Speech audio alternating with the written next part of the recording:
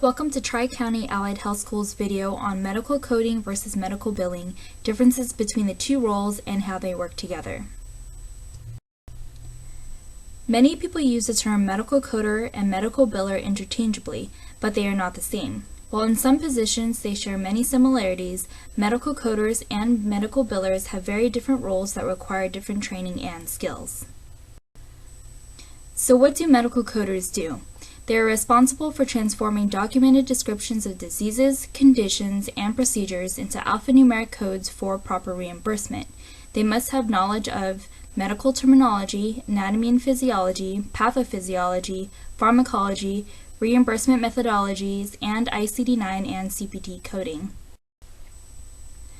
They must have an expertise in reviewing and assigning accurate medical codes for diagnoses, procedures, and services performed by the providers.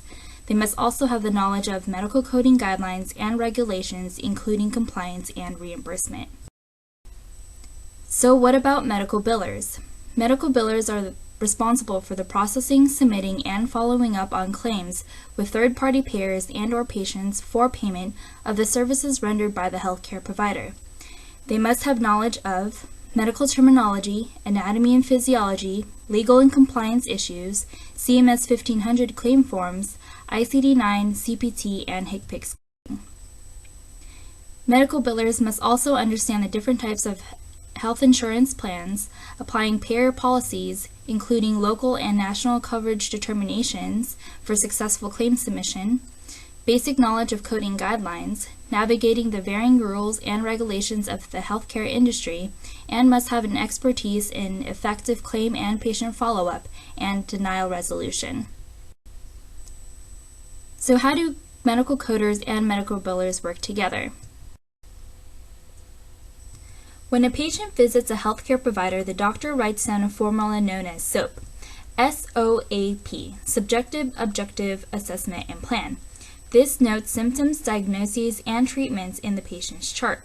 The medical record is then sent over to the medical coder. It is the medical coder's responsibility to review the chart and translate the provider's documentation into ICD-9 and CPT codes according to specific coding guidelines. Once the coder has completed coding a patient's chart, all those codes are entered onto what's known as a superbill or patient encounter form and passes it along to the medical biller. The medical biller takes the information from the superbill and enters it into the medical practice software.